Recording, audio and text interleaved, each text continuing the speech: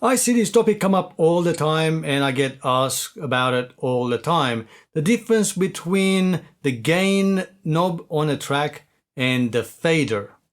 Why there's two of them? Why do you need two of them? Why do you need gain? Why do you need fader? Well, I hope in this video I will try to explain it as simplest form as possible so you get to understand what the difference between the gain knob is and the fader.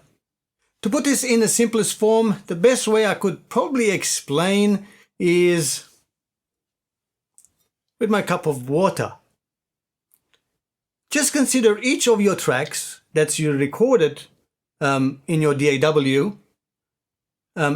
Each cup represents a track, and the water in it represents the recorded material. Now, during recording, of course, each instrument will have a different signal level coming in.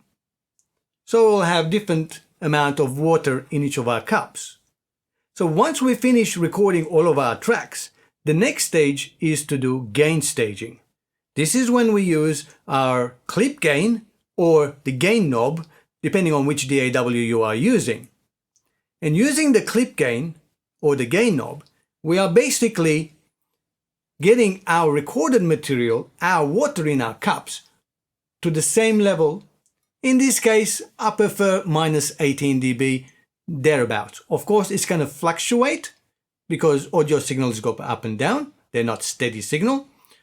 So you make sure that all of our cups, everything that's recorded, are at the same level. So when we put all of our tracks next to each other, all of our cups next to each other, they all have the same level.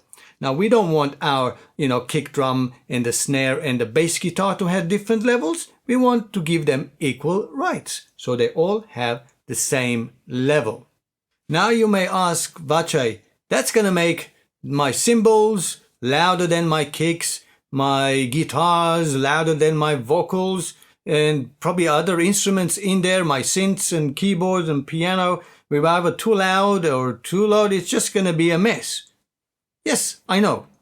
Let me explain. That's the job of the fader.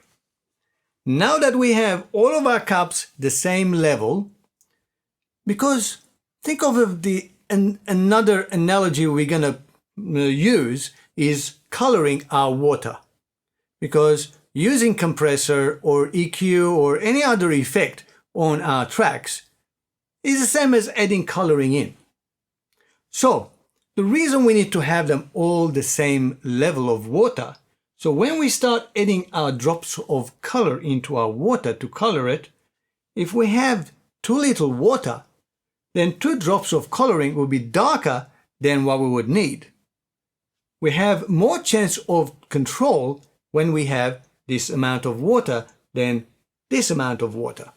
So that's important in our clip gain. So later on, when we start adding coloration, like compression and EQ, we have a fair amount of water to adjust our coloring to our liking. Now, having that in mind, we don't add colors straight away. The next step we do is use our faders to balance. That's the job of the fader, is to balance all the different levels. I hear you mention that your cymbals, your guitars, your pianos, everything is going to be too loud because that's not the level. So that's where you use your faders to take out amount of water that you need. And now, coming back to coloration, if we actually have different levels of water, as I mentioned, we'll have different strengths of color. If we start adding our plugins before the fading with the right amount of coloration, what the fader is going to do is remove the amount of water that is the right color.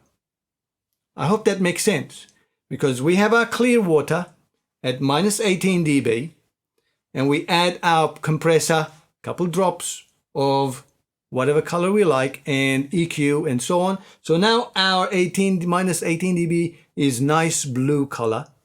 I don't know, I just preferred blue color for the drums.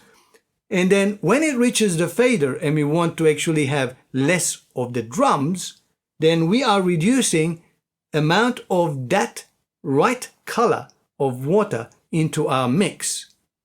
Because if we start with a different level of water, then in the end, the faders are no good because they're going to be adjusting either too dark or too light of the color that we like. So to quickly recap, gain staging allows you to have a right amount of audio signal coming in, and then we add our coloration if we need to, compression and EQ, and making sure that we leave the same level coming in as well. So from one plugin to the next, we got to make sure that if minus 18 dB signal came into our plugin, it also leaves minus 18 dB, but includes the coloration or like compression or EQ. So that when it reaches the fader at minus 18 dB, then we can adjust that the right color that we chose for that sound or that instrument is now basically just reduced. We're just emptying the cup and leaving the color balance exactly as it was, as we wanted it when we first, colored that track. Well, I hope this analogy with using my cup of water and coloring helped you better understand about gain staging, about your gain, clip gain, and your gain of your tracks, and following through all the way from one plugin to the next until they reach your fader, and your fader controls the balance of your final mix.